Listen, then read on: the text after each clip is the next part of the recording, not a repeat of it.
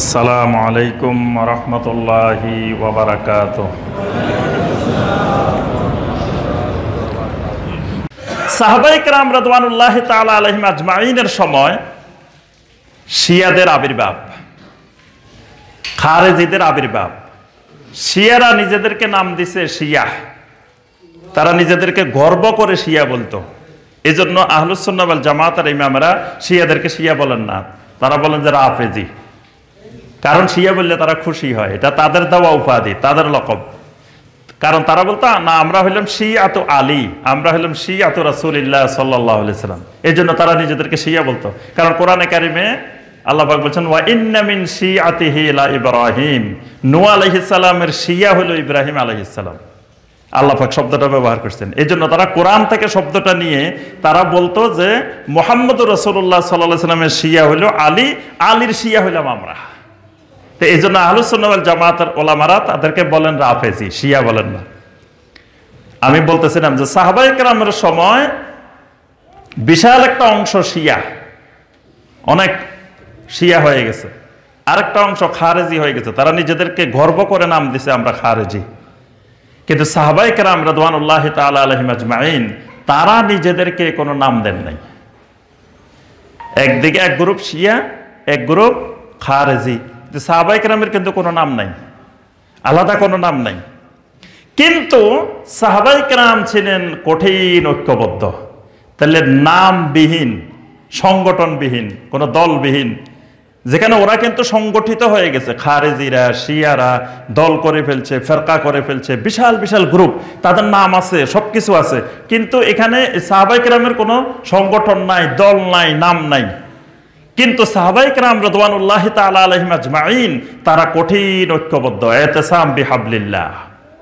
তাহলে কিসের ভিত্তিতে? আকীদার ভিত্তিতে। এরা ছিলেন সরাসরি মা আনা আলাইহি ওয়া আসহাবি, আল্লাহ রাসূল সাল্লাল্লাহু আলাইহি সাল্লামের বিশুদ্ধ আকীদার ধারক বাহক। এবং এই আকীদার ভিত্তিতে সাহাবায়ে কেরাম ঐক্যবদ্ধ ছিলেন। ইমাম আবু হানিফা রহমতুল্লাহ আলাইহি, ইমাম শাফি রহমতুল্লাহ আলাইহি, ইমাম মালিক রহমতুল্লাহ আলাইহি, ইমাম আহমদ বিন হাম্বল রহমতুল্লাহ আলাইহি, ইমাম আউজাঈ, ইমাম সুফিয়ান আস-সাওরী, ইমাম লাইস ইবনে সাআদ রাহিমাহুল্লাহ, ওনারা সবাই কিন্তু ফিকহি ক্ষেত্রে বিভিন্ন মতামত ব্যক্ত করছেন, কিন্তু আকীদার ক্ষেত্রে সবাই এক। এজন্য দেখবেন ওনাদের একজনের বিরুদ্ধে একজনের কোনো বক্তব্য নাই।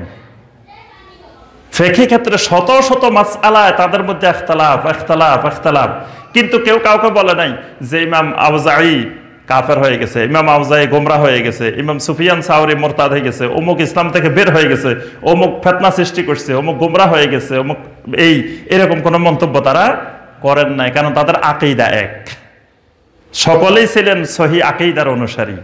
কিন্তু ফিকহি ক্ষেত্রে বিভিন্ন রকমের ইখতিলাফ হয়েছে। তা আমি যে কথাটা বলতেছিলাম যে আকীদা হলো, সহিহ আকীদা হলো ঐক্যের ভিত্তি। সহিহ আকীদা ঐক্য নষ্ট করে না, বরং ঐক্যটা তখনই হয় যখন আকীদা বিশুদ্ধ হয়। এবং এই ঐক্যটা এত কঠিন ঐক্য, নিজের মায়ের পেটের ভাইয়ের চাইতেও আকীদার কারণে ঐক্য হলে তাকে বেশি ভালোবাসে। এই জন্য দেখবেন আমরা নিজেরাই তো বাস্তব নমুনা, আপনারাই নমুনা।